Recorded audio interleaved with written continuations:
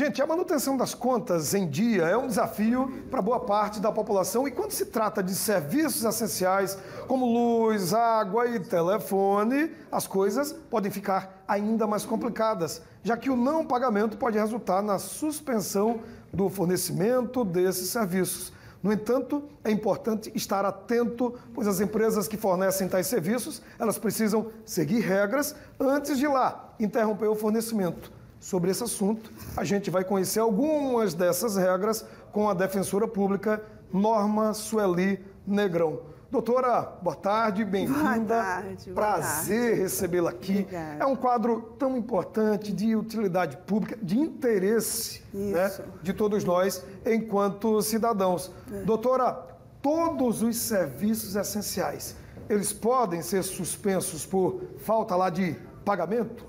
Boa tarde. Boa tarde a todos que estão em casa. Mais uma vez um prazer estar aqui com vocês. Olha, o serviço público o serviço público essencial é aquele que é prestado. Ele pode ser prestado de duas formas, ou ele prevê a remuneração ou ele prevê a forma gratuita. Então, o Estado, quando ele vai prestar esse serviço, existem essas duas possibilidades. A gente tem exemplo, educação e saúde, ele é prestado de forma gratuita. Só que nós temos serviços públicos ditos essenciais, que eles são prestados com a contraprestação do pagamento. Então, esse serviço, que aí a gente vai chamar o serviço essencial de água, de luz, do esgoto, do tratamento de esgoto, gás, né? Isso tudo é serviço público essencial. O Estado detém esse serviço, ele que é o dono, ele pode fazer por si ou ele contratar uma empresa que execute esse serviço, tudo mediante remuneração. Então, para esses serviços públicos essenciais que precisam da contraprestação da remuneração, existe a regra, se houver a inadimplência, é possível a suspensão do serviço, ou seja, aquela contraprestação, não houve o pagamento, é possível a suspensão do serviço. Agora, não é feito de qualquer jeito. Existem também as regras para que essa situação, a suspensão desse serviço em razão da inadimplência, ela ocorra.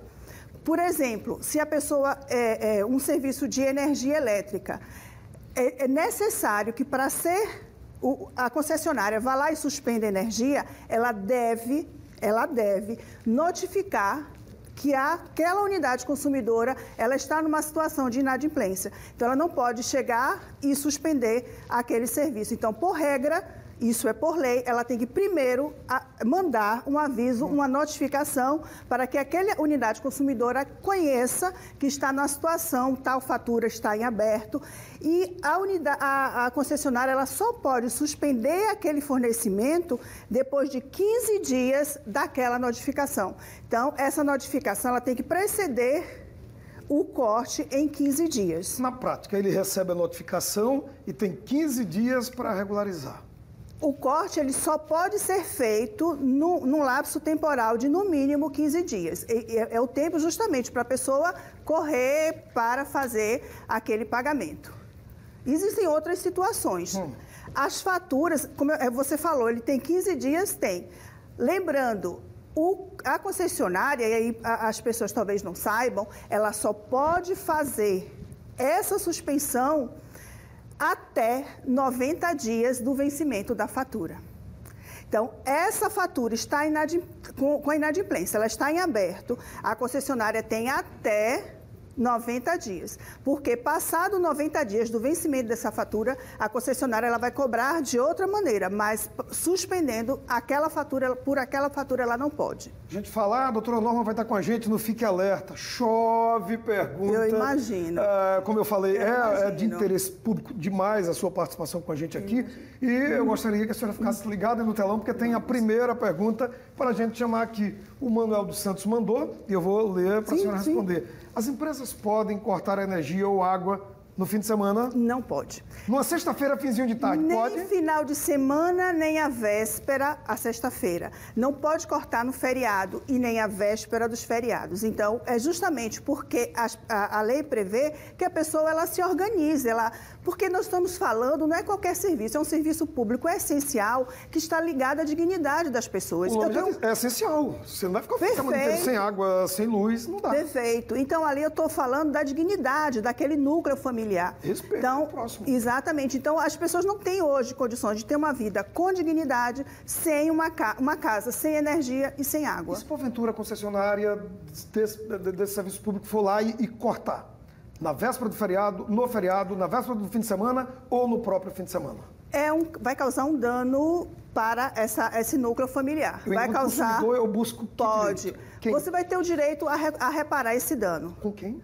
Na justiça. Você pode procurar a Defensoria Pública. Mas eu passo o fim de semana inteiro sem a luz ou sem a água? Pode, a gente trabalha com regime de plantão. É justamente para essas situações. Então, ele não vai poder suspender o serviço nem no final de semana, nem vésperas de final de semana, nem feriado, nem nas vésperas do feriado. Muito boa aí essa resposta. Vamos agora à segunda pergunta para você que está nos acompanhando em Maceió e em todo o estado de Alagoas. Agora, na tela no ar, Silvia Maria, eu tenho um parente acamado em casa, não posso ficar sem água e luz, mas eu não tenho como pagar agora. Tem uma saída, doutora?